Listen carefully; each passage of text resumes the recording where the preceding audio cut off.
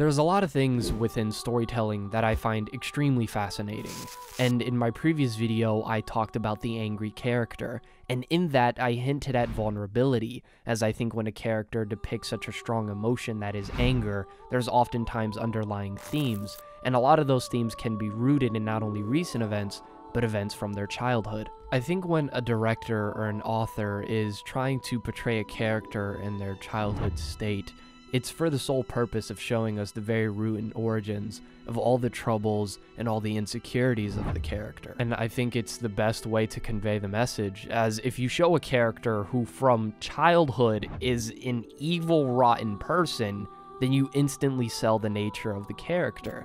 But if you show a character who's vulnerable, who's innocent, now you're able to draw in the audience to open up. To give another quick example, I would say imagine a puppy. Whenever there's a puppy on screen or on panel or whatever it is, we often associate puppies with cute and adorable, something of innocence, something to protect. Therefore, if you have someone go out of their way to save a puppy, it will instantly click in the audience's mind that this is someone of at least noble hearts or isn't completely evil to the core.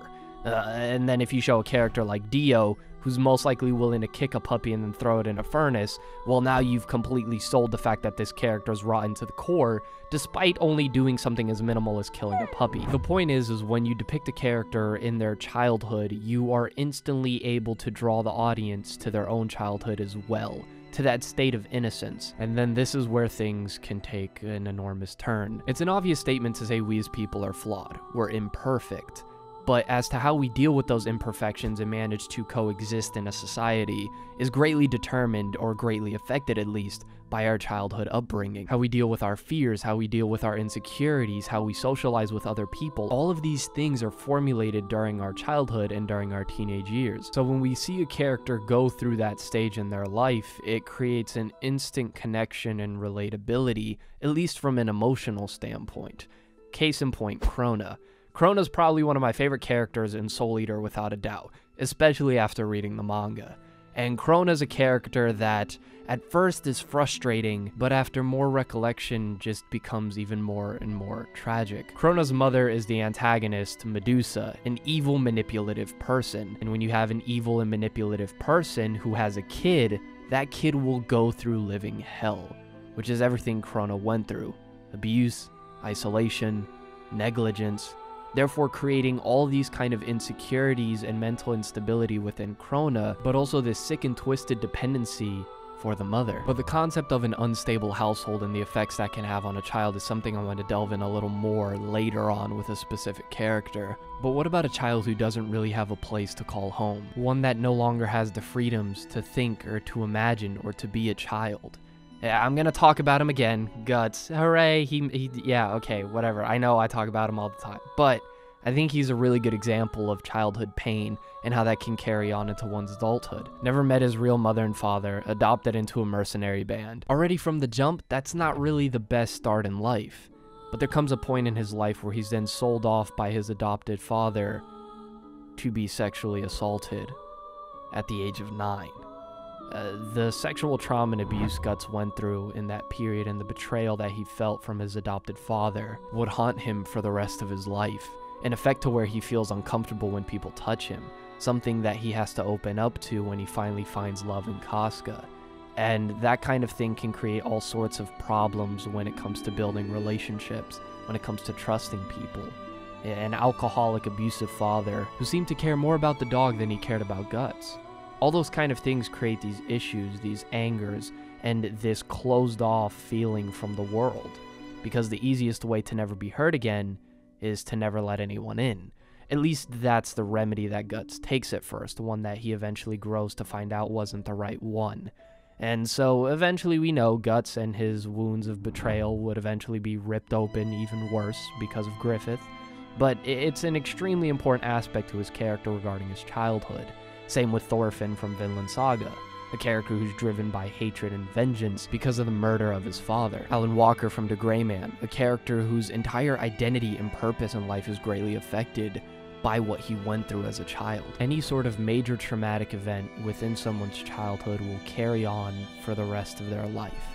And sometimes it's a memory that they have in the forefront of their mind, and they can point to it and say, That's why I behave like A, B, or C.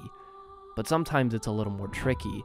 There are suppressed memories, and it's not until one remembers them again that one can finally realize why a certain thing may bother them so much. I think when trauma is depicted well within media and done in an accurate and proper way, it not only affects how this character socializes with the rest of the world, but how they form their own identity. When you as a kid go through certain things, especially hard times, traumatic events, it builds insecurities and it forms and shapes how you view yourself as a person and what you're worth it. And it's through this almost existential struggle of trying to find one's purpose in life and the meaning of life through the childhood experiences that create the deepest of connections with the reader or viewer. What are our morals? What do we believe about ourselves? What do we believe about the people we are surrounded by? And this is where I want to go to the primary example I wanted to use for the video and the image for the thumbnail, which comes from Binding of Isaac. Now, I first got into the Binding of Isaac through the card game my senior year, in the same classroom where I actually started my YouTube channel, funny enough. But even though back then I saw it as just a fun card game with biblical imagery and terminology, now I realize is an amazing story of child abuse and childhood trauma and what that can lead to. Essentially, Binding of Isaac, story of this kid, Isaac, whose parents are going through a divorce. And so the way he copes with his divorce is by playing with this kind of cardboard playset that him and his father would play with.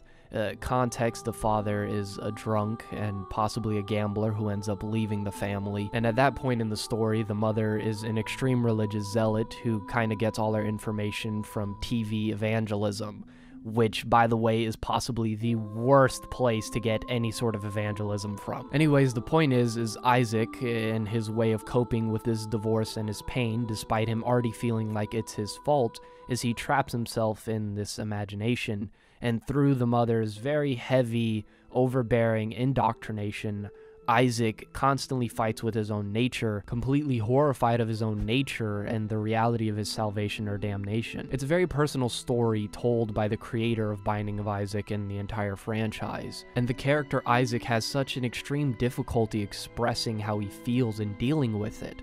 And I love that attention to detail because I always find it really weird when they have a kid express themselves in a story and yet the kid seems to have the most eloquent vernacular ever. And he seems to be completely in tune with his emotions. Like, I just recently turned 20, and no, I could barely do that now. Anyways, the point is Isaac begins to fall out with his mother, close himself and isolate himself from her more and more, until he ends up locking himself in his own toy chest and ends up suffocating to death in there. Now, I might get a little personal in this section of the video, but there were a lot of aspects to Isaac that I didn't relate to, and then other aspects that I heavily related to. I myself growing up in a religious household, and I myself holding to Christian beliefs. I've always understood, however, that those are personal convictions, and when I think somebody goes too far to push those personal convictions upon another person, it can create this sense of conflict without any sort of real guidance. And that's really what happens with Isaac's character, is his household is already extremely unstable enough. His healthy relationship with his father has been completely shattered, and the only thing he had to hold on to is destroyed by his mother, who's trying to tell him to get over it, that his father left them. And through this indoctrination, Isaac is never given the freedom to think for himself. He's never really given the option or the loving care he needs, but instead is under the strict care of a parent who's too paranoid to love their own child, and that eventually leads to Isaac's own death. I think what we can really see with this story of Isaac, as well as all the other ones, is you have these kids in life who go through difficult situations without any sort of proper guidance. And so then they grow up, if they do make it to adulthood, and they have to learn these lessons the hard way. They all come with their own personal baggage and pain that's deep-rooted from when they were kids. And I think that's something we can all connect to. We all come with our own problems, with our own insecurities, with our own pains, and we try to drown out those pains and insecurities with a plethora of different pleasures. I'll take the time now to kind of open up and be honest about the reason why I do YouTube in the first place. It fulfills that need I have to be productive. I feel if I'm not being productive, then I'm wasting my time, and therefore I don't really have a value as a person. Even though what should matter is my character and my morals and who I actually am, I feel unwanted if I'm not entertaining other people, and that's a burden and insecurity I carry with me to this day, definitely from my childhood. So whenever I see a piece of media really go into that childlike state of a specific character and depict it well, it's able to bring me to tears. I think it's just important to remember that pain isn't particular to one person or any group of people. Pain and suffering and all the negatives that come with that is part of the human experience. We can't control what happened to us when we were kids. We can't. When we will always battle with those things. However, what we can control to a certain extent is how we react and how we grow from that. Do we choose to remain bitter and allow those things to define us, or do we move forward? And many people have different answers, some that are beneficial and are of self-improvement and self-worth, and others come to the conclusion of self-harm or even suicidal thoughts and tendencies. And I think the real appreciation I have for whenever childhood pain is shown in media is because it makes me think on my own and forces me to think about how I'm going to deal with it. It's able to make me open up emotionally and maybe let out some inner feelings that I've been holding in for far too long. Or maybe even some emotions I didn't know were there. And that's the true love that I have for stories in general. Hopefully you enjoyed this video, and hopefully I was able to discuss this topic in a decent way at least. As always, this has been The Masked Man. Hope everyone has a blessed rest of the day, and peace.